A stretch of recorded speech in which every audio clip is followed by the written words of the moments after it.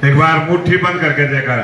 भारत माता की जय, भारत माता की जय। जय श्री राम, जय जय श्री राम।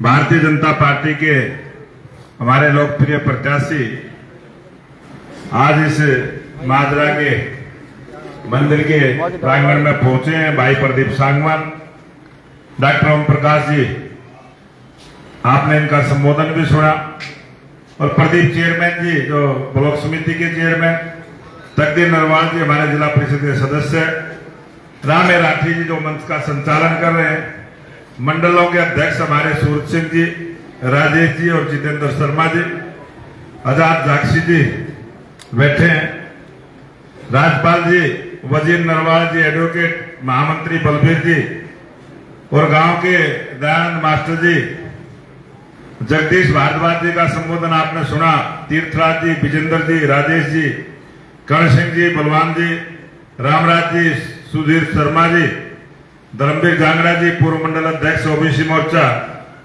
और इस प्रांगण में उपस्थित मेरे सभी पूजा के योग्य बुजुर्गों, नौजवान साथियों, पूजा के योग्य मेरी माता बहने, शाहकार पत्रकार साथी।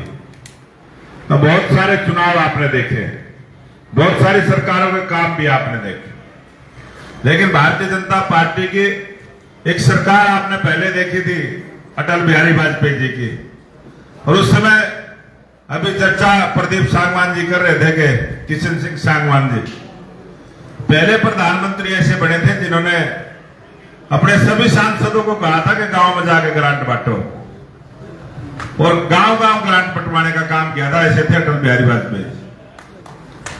2014 से देश के प्रधानमंत्री नरेंद्र मोदी जी बने, सरकारें बदलती थी, एक लुटेरी सरकार जाती थी, गुंडागर्दी करने वाली सरकार आ जाती थी, लोगों को न्याय नहीं मिलता था। 2014 के बाद जैसे ही दिल्ली में सत्ता का परिवर्तन हुआ, देश के लोकप्रिय प्रधानमंत्री नरेंद्र मोदी जी बने, और 2014 में जैसे ही हरियाणा में चुनाव हुआ, और हरियाणा की जनता ने वो ही आशीर्वाद दिया जो पहले से देती रही कि जिसकी सरकार दिल्ली में उससे की हरियाणा में। 2014 से जो क्रम चला था, आज देश के प्रधानमंत्री तीसरी बार मोदी जी बने, और तीसरी बार आपने हरियाणा में भी सरकार बनानी, और प्रदीप सांगवान जी को यहां से विधायक बनाना, इस निवेदन करने आपके बीच में, यही प्रार्थना करने के लिए आज मैं अपने चुनाव में भी आया था, आपसे एक वायदा किया था कि जैसे वोट मांगने आया हूं आपका धन्यवाद करने भी आऊंगा, और आपने मेरे को जिताने का काम किया, उसके लिए भी मैं आप सबका बहुत बहुत धन्यवाद करता हूं। आपसे निवेदन करूंगा कि इतना बढ़िया उम्मीदवार दिया है, आप सब वाकिफ है, कोई ढूंढने की जरूरत नहीं है, बढ़ता और है, पुराना बढ़ता और है, तो इसको पूरा आशीर्वाद देके, और आपने 56 दिन का समय नायब सिंह सैनी जी का भी देखा है, किस प्रकार से जनता को सम्मान देने का काम किया, किस प्रकार से 126 फैसले लेने का काम किया है। उन फैसलों को और ताकत देने के लिए भाई प्रदीप सांगवान जी आपके साथ है, तो एक एक वोट भाई प्रदीप सांगवान को आए, यहां से कमल का फूल खिलेगा, आपकी सभी समस्याओं का समाधान होगा। आपको यहां से जैसे ही 5 तारीख को आप कमल के फूल का बटन दबा के भाई को जिताने का काम करेंगे, अगले महीने से ही प्रत्येक महिला के खाते में 2100 रुपए देने का काम करेंगे। ये हमारा संकल्प है, इसको पूरा करेंगे।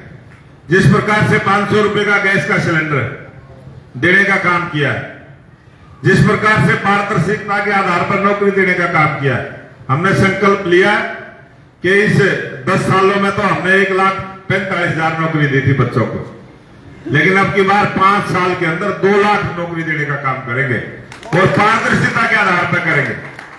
आपके गांव में भी हिस्सा आया होगा, जरूर नौकरी लगी होगी, और जब 2 लाख लगेंगे तो ये डबल हो जाएंगे। आपके गांव में 10-12 का ना रोजगार मिल रहा होगा, जबकि 20 का मिलेगा, और मेरिट के आधार पर मिलेगा, बगैर पर्ची खर्ची के मिलेगा।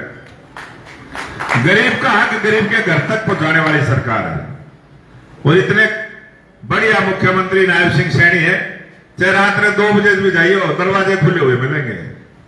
आपको ये चक्कर नहीं पड़ेगा भाई मुख्यमंत्री से मिलना है, टाइम लेना पड़ेगा, मिलेगा ना मिलेगा। सुनेगा ना सुनेगा, आप चले जाना, आपकी बुला के बात सुनेगा।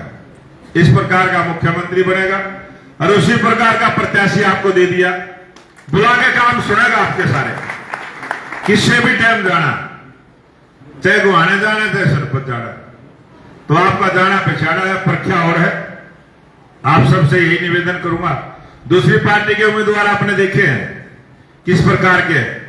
कांग्रेस पार्टी के आधे उम्मीदवार तो ऐसे हैं, कोई जेल में है, कोई जेल में जाने की तैयारी में, और जिस प्रकार से वोट मांग रहे हैं खुलेआम।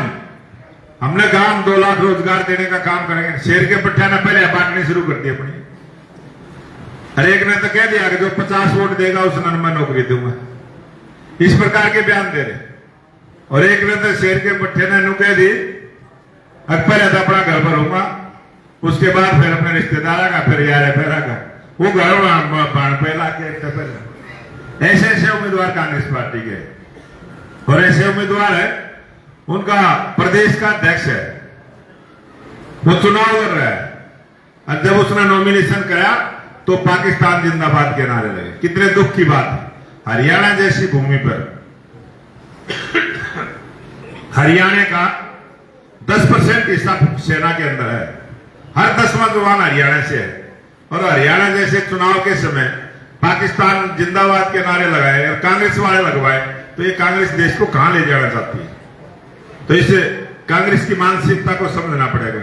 और आप सबने देखा होगा राहुल गांधी का बयान अमेरिका में जाके दिया कि एससी समाज का और ओबीसी समाज का जो आरक्षण है इसको खत्म करने का काम करेंगे। ये आरोप हमारे ऊपर लगाते थे। पीछे लोकसभा का चुनाव हुआ, संविधान को हाथ में लेके कहते थे कि संविधान को खत्म कर देंगे, और वही बात उन्होंने स्वीकार कर ली। 1977 में इमरजेंसी जब लगाई थी इंदिरा गांधी ने, तो संविधान को खत्म करके इमरजेंसी लगी थी। तो कांग्रेस पार्टी का चाल चरित्र तेरा आज आप सबके सामने है, इसलिए आप जागरूक मतदाता है, सियाने मतदाता हो, सारी बातों को समझने वाले हो। आपके बीच में कांग्रेस के लोग आएंगे, बांटने की बात करेंगे, बात भाईचारे की करेंगे, लेकिन बांटने की बात करेंगे। तो आपने बंटना नहीं है, आपने उनसे डरना भी नहीं है। आपने पिछले चुनाव में देखा भी होगा किस प्रकार से फर्जी वोटिंग उन्होंने करी थी। अब की बात सारी व्यवस्था करने का काम करेंगे, किसी ने डरने की बात नहीं है। पूरी पुलिस फोर्स का इंतजाम होगा, किसी भी प्रकार की धिंगामस्ती नहीं होगी। दिल खोल कर आप वोट करना, और कमल के फूल का बटन दबा के भाई प्रदीप सांगवान जी को जिताने का काम कर दो। भाई प्रदीप सांगवान की जीत आपकी जीत होगी। प्रदीप सांगवान जीतेगा तो आप जीतोगे। ये चुनाव इस बात का है। तो पूरे जोश के साथ एक बार सभी बोलेंगे प्रदीप सांगवान जिंदाबाद। जोश के साथ प्रदीप सांगवान जिंदाबाद, प्रदीप सांगवान जिंदाबाद। और तीसरी बार भाजपा सरकार, तीसरी बार, तीसरी बार, तीसरी बार।